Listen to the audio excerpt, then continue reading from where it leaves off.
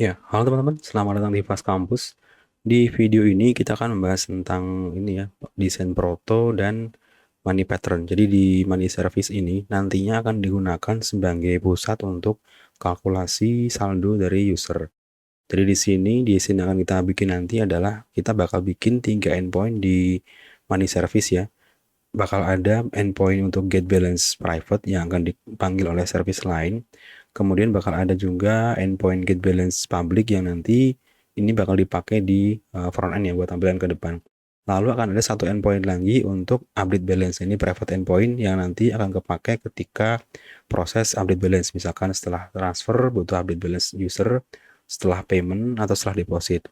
Nah, di sini kita akan belajar satu pattern baru ya. Jadi di aplikasi yang berbasis untuk transaksi keuangan itu biasanya di luar sana itu ada satu pattern yang biasa diimplementasikan. Jadi kalau misalkan teman-teman pernah dengar Martin Fowler ya, itu Martin Fowler ini dia mengenalkan yang namanya money pattern ya. Jadi money pattern ini pada dasarnya dia untuk memproses data keuangan itu kita tidak menggunakan floating point, kita tidak menggunakan integer ataupun bilangan desimal, tapi kita menggunakan yang namanya money pattern. Jadi money pattern ini nanti akan memisahkan antara angka bulat dan angka desimal. Contoh misalkan di sini ya, misalkan kita ada data misalkan 100.000 rupiah misalkan. Nah, kalau kita menggunakan floating point, itu ada kemungkinan angka ini di perjalanan di tengah-tengah proses perhitungan akan terkena masalah pembulatan, bisa jadi nanti jadi seperti 0,0001. Atau misalnya di pemrograman lain bisa jadi kayak misalkan harusnya angkanya itu 10.000,30, itu yang terjadi adalah 100.000,2999999 seperti ini. Nah, ini bisa menyebabkan salah perhitungan di tengah-tengah logik kita. Makanya dikenalkan yang namanya money pattern. Nah, di money pattern ini nanti akan ada dua variabel ya. Yang pertama akan ada namanya unit. Jadi misalkan angkanya itu 100.000,30 misalkan. Ini akan dikonversi jadi dua angka. Yang pertama unit ya. Unitnya berarti 100.000, maaf, 100.000. Kemudian ada satu lagi namanya nano. Nah, nano ini akan berisi data koma di belakangnya. Jadi misalkan di sini 30, ini akan dikonversi ke 9 digit di belakang koma. Kalau misalkan di sini 30 bakal dibagi 10 maka 9. Jadi bakal berisi 30 di pending 9 angka. 1, 2, 3, 4, 5, 6, 7, 8, 9. Nah, berarti nanti yang data yang dikirimkan adalah 100.000 dan 3 berapa ini? 300 juta. Ketika nanti dikonversi kembali ke format money akan menjadi 100.030 rupiah seperti itu. Nah, di sini karena kita menggunakan protobuf ya, jadi di sini buat overview kita akan ada dua kategori API. Yang pertama, kategori API yang public ini akan mereturn data berupa string. Jadi karena front end itu biasanya hanya butuh tampilan, maka tampilan angka saldonya akan berupa string. Jadi nggak perlu konversi dari angka ke string, tinggal tampilan saja. Nah, tapi untuk keperluan private API, untuk misalkan dicek di service lain, misalkan payment service sudah mengetahui saldo sekarang berapa, atau transfer service sebelum transfer butuh cek sekarang saldonya berapa, atau mungkin pas deposit pengeru cek saldo terakhirnya, maka yang di return oleh money service akan berupa data format money. Jadi akan ada unit dan nano. Dan nanti di service yang melakukan call ke money service akan dikonversi ke perhitungan yang dibutuhkan seperti itu ya. Jadi nanti bakal ada 3 endpoint. Endpoint private get balance, kemudian public get balance, dan endpoint private update balance. Yang dua ini untuk data saldonya akan menggunakan format money ya, yang udah disediakan oleh Google.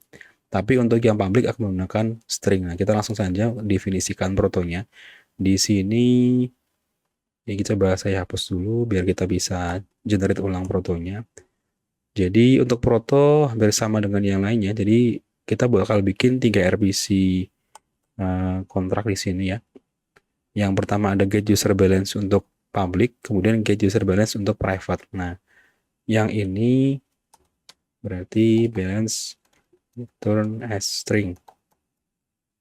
Kenapa string? Karena front end itu biasa hanya butuh untuk tampilan. Jadi daripada ada konversi 2 kali, maka kita mending langsung sekalian kita return dalam bentuk string. Jadi dari front end langsung tinggal tampilkan ke aplikasi. Nah, kemudian untuk yang private API di sini balance will be represented as money.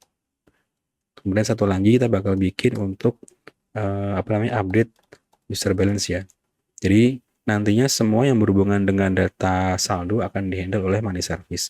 Ini baru kita bikin 2. Ini kalau lihat di sini, ini sama kayak ini ya, sama kayak proto dari yang kita pernah bikin. Cukup pakai get, kemudian URL-nya money balance. Terus untuk yang private kita tambahkan money private balance. Seperti ini ya, di get juga. Nah, terus di sini kita bakal bikin satu lagi tapi tipenya post. Nah, post ini kita bisa copy dari membership ya, ambil sang post. Oke, nah ini kita bisa copy ini, lalu tambahkan di sini.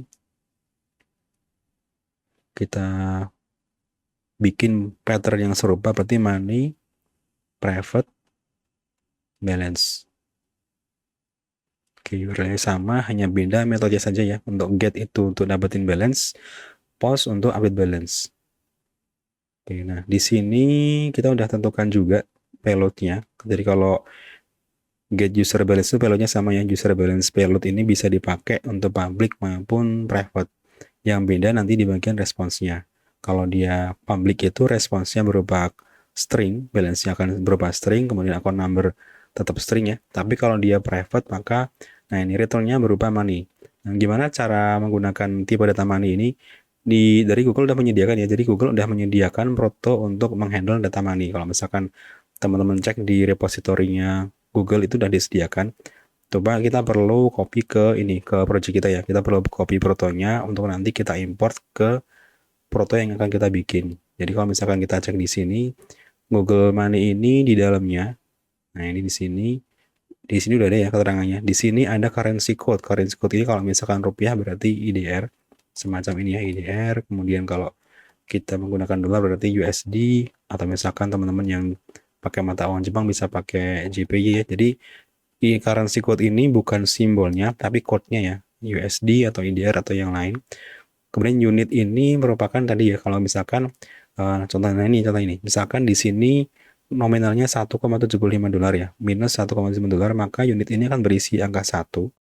Kemudian nanos ini akan menampung hingga 9 digit desimal. Jadi misalkan di sini 0,75 dolar maka akan dikonversi ke 750 juta ya. Ini dikali 10 pangkat min 9 ya, 10 pangkat 9. Jadi di sini kalau misalkan pengennya itu 1,075 tinggal disesuaikan aja ya. Nanti kita bakal bikin contoh, kita bakal kasih contoh gimana cara konversi dari format angka integer ke format money seperti itu ya. Nah, di sini kita tinggal import saja protonya ke money proto. Jadi di sini kalau yang tadi untuk public itu tipenya string, di sini tipenya Google Type Money ya. Jangan lupa import di sini juga di atas, di sini ya. Nah ini sesuai dengan teman-teman lokasinya di mana ya. Kalau di sini kita contohnya di Protos Google Type Money Proto, maka di sini taruh aja seperti ini. Oke, nah kita bakal lanjut update untuk yang bagian update ini ya. Update saldo berarti di sini update user balance. Oke, nah di sini berarti update balance. Oh, sorry, ini salah. Update balance pilot. Di sini update balance response.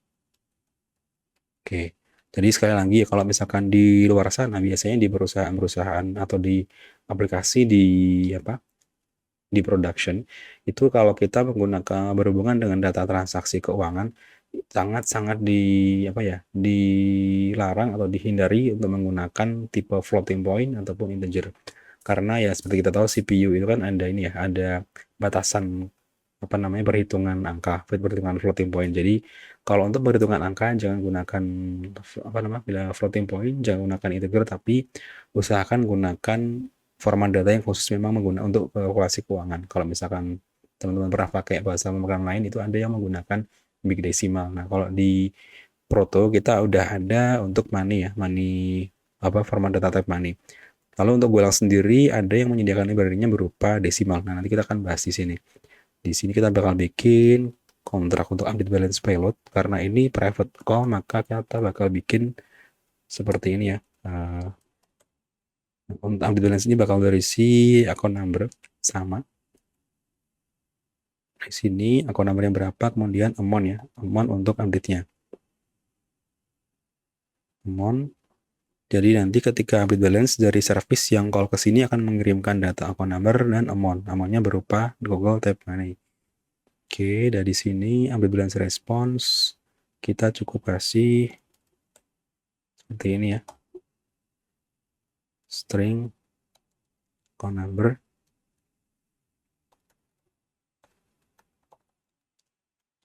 Kemudian suksesnya pakai boolean.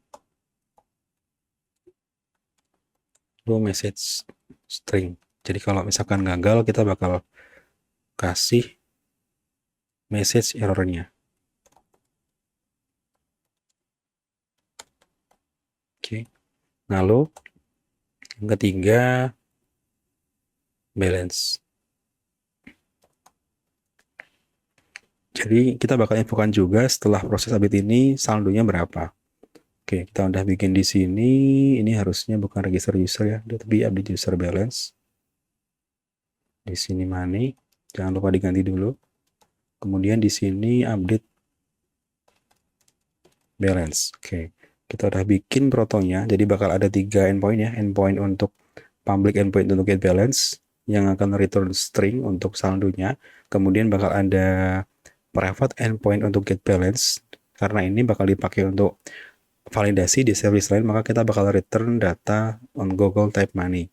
Nah, update balance ini nanti si money service akan terima payload dari service lain dengan tipe Type Money, seperti itu ya. Jadi di sini karena kita aplikasi ini untuk transaksi keuangan, maka di sini kita tidak menggunakan float tapi menggunakan tipe khusus yang memang untuk data keuangan. Jadi kalau misalkan teman-teman pengen baca lebih detail bisa cek ya. Jadi money pattern itu karya Martin Fowler. Ini bisa cek di sini. Kalian bisa cek money pattern ya. Money pattern by Martin Fowler. Jadi intinya ini menjelaskan tentang bagaimana cara kita menghandle data keuangan yang bisa jadi ada di DCsimal. Jadi sebenarnya ini goalnya seperti ini. Misal kita punya uang 10.000, kemudian kita mau bagi 3 ya.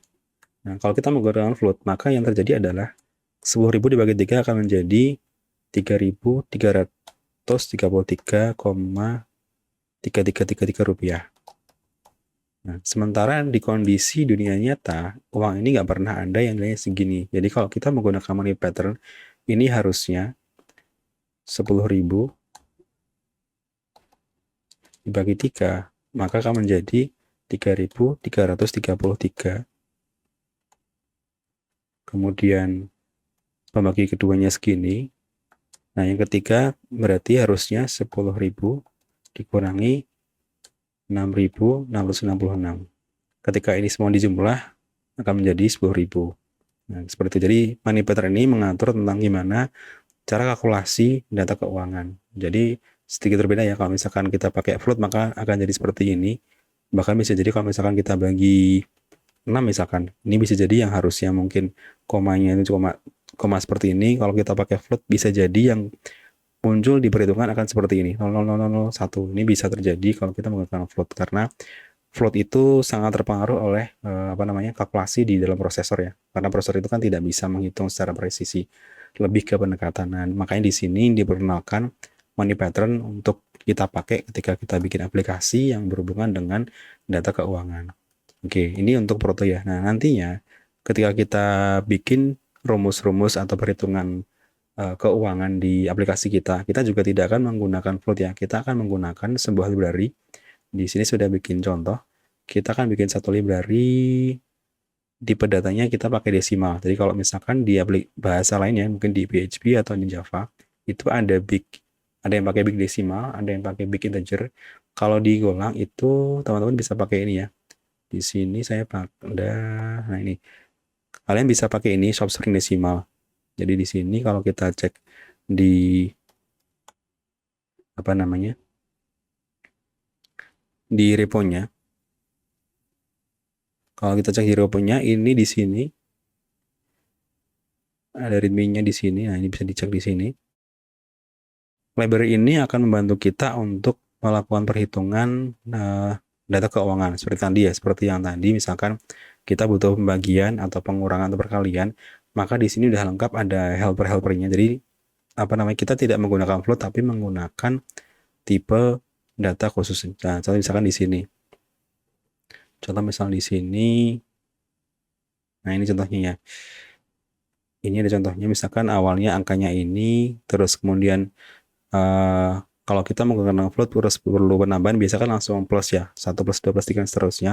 Kalau kita menggunakan desimal maka nanti akan jadi pakai add kalau untuk penambahan, kemudian pakai mo untuk perkalian multiplikasi dan seterusnya. Nah, di sini ini akan digaransi bahwa hasil perhitungannya itu sesuai dengan kalkulasi kalau kita apa namanya, menggunakan perhitungan yang seharusnya. Jadi tidak akan lagi terjadi misalkan yang harusnya itu ekspektasinya hasil perhitungan yang 408,06, kalau kita pakai float bisa jadi di belakang masih ada sekian digit yang akan jadi beda ketika kita kalkulasi reverse ya, secara terbalik gitu. Karena mungkin teman-teman bisa pernah ngalamin, ada yang ngalamin ya. Jadi yang harusnya hasilnya itu 0,23, kalau kita pakai float atau apa namanya, float yang 64 atau 32 bisa jadi 0, di belakang ada sedikit panjang dan ketika dikalkulasi balik jadi berbeda kayak gitu. Nah, di sini contohnya nanti kita akan terapkan di endpoint yang get balance ya,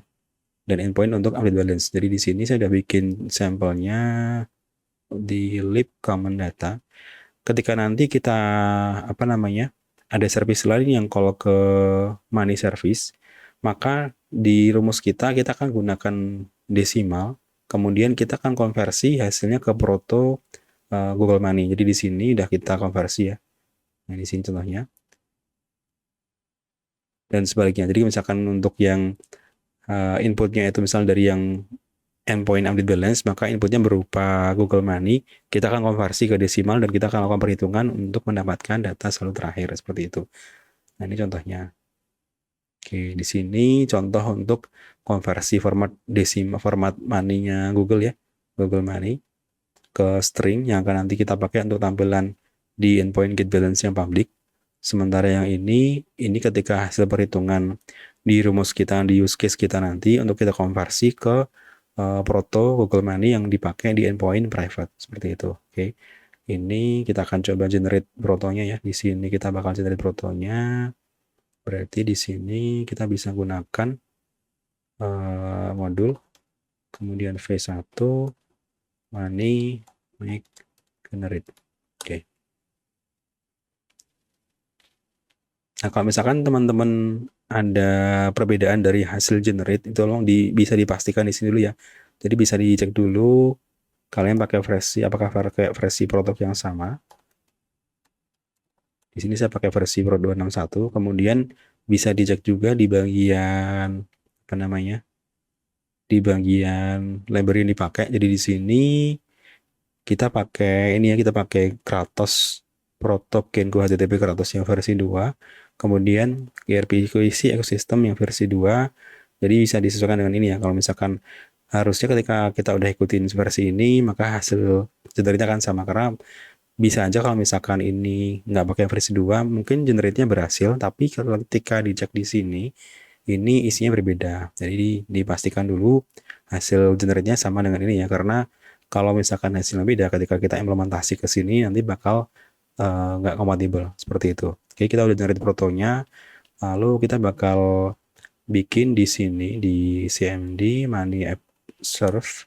Di sini kita bakal arahkan ke handler di money service.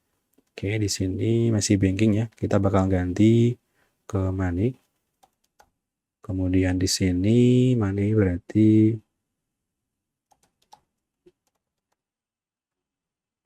register money service HTTP server. Oke. Nah, di service ini, service money ini nanti kalau kita cek di sini, kalau kita cek di apa namanya, di desainnya ini, Nah, di sini service ini membutuhkan dua data store ya. Dia bakal butuh database untuk menyimpan data historical cache movement. Kemudian bakal ada Redis yang akan dipakai untuk create snapshot data balance dan untuk kalkulasi balance. Jadi nanti flow-nya ketika hit endpoint yang private, kita akan kalkulasi ulang kondisi balance-nya. Oke. Oke, kita akan lanjut di video berikutnya untuk implementasi port dan adapter.